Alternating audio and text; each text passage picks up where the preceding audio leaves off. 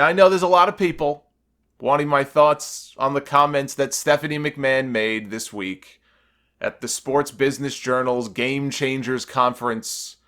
And what the audio that you heard there, the little audio at the beginning of the show, that was from a different interview she did. This is not the first time that she's made comments to the effect of Vince McMahon is better than anybody, she says, listens to his audience.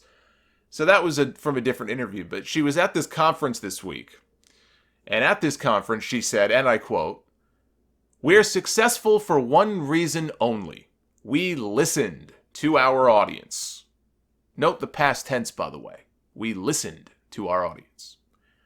Then about the women's evolution, she said, "You have to listen to your audience. Their voice matters." I will say, this week, of all weeks, was not the time for her to make comments like that. Not coming off that horrendously dull television show on Monday night.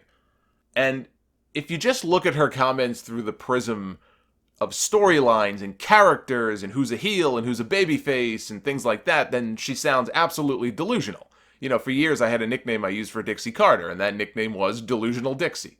Because everything out of that woman's mouth when it came to TNA or WWE was completely delusional. In fact, there was one point where she thought, seemingly realistically thought, that, hey, maybe we'll have like a working relationship with Stephanie and WWE. The woman was delusional. She didn't know any better.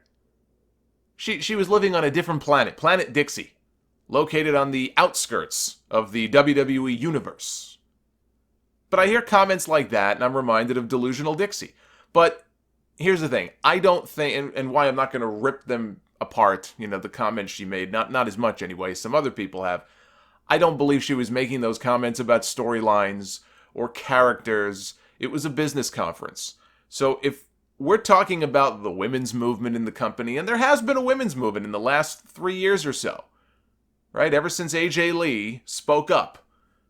It's not because of the Bella Twins. It's not because of Stephanie McMahon. I mean, collectively, they all played a role, but it was because of AJ Lee. It was because of the comments that AJ Lee made. There has been this movement with the women since then.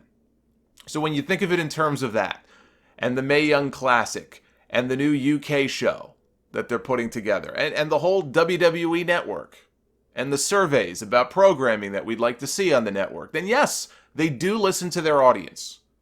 She is not wrong in that respect when she says something like that. However, the panel that she was on was called Storytelling in Sports Business.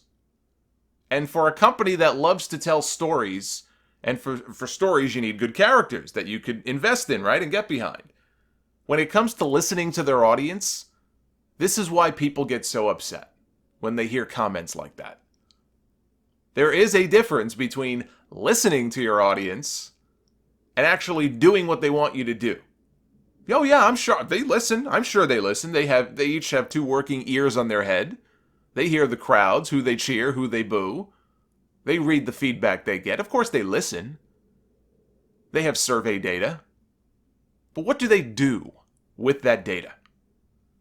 Yeah, I remember rating many years ago the WCW and the waning years of WCW. So we're talking very end of the 90s, probably like 2000, around then. They commissioned surveys. They wanted to find out what it was that the audience wanted to see, why the audience was leaving, different questions like that. They did surveys of their own. What did they do with that survey data? They threw it away. They completely disregarded it. Now, I'm not saying that that's what WWE does, but I'm saying there's a difference between listening to your audience and actually taking action and following up and doing things that the audience would like to see.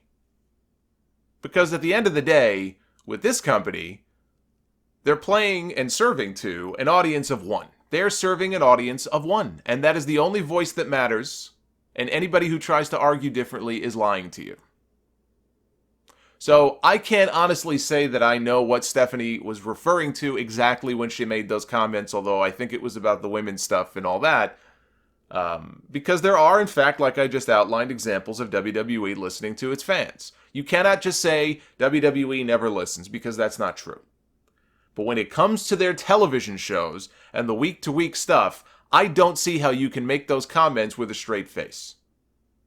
Yes, catering to the kids has made them millions. Bringing in people like Ronda Rousey, by the way, also helped a lot when it came to those big fat new TV contracts they just signed. But the stock is soaring. I think it was almost at $90 at the end of this week. The company's worth something like $7 billion at this point. They're running 3 to 4 stadium shows every single year now. They are a very successful company in a lot of ways. But there is a vocal segment of their audience, of which we are all part. Everyone listening within the sound of my voice. I don't know what that percentage is, if it's as low as 10%, is it 20, 30, 40%, whatever it is, that wants to like these shows. There are people out there who just want to hate on everything and will shit on it no matter what. I don't believe that's a large enough segment of the wrestling population to matter. I think by and large people want to enjoy themselves when they put these shows on and they sit and watch them, much like they did many years ago. They want to like these shows. They want to look forward to 8 p.m. on Monday nights again. They want to not fall asleep during these shows. Show more respect for those fans instead of taking them for granted. Then you won't get laughed off social media for making comments like that.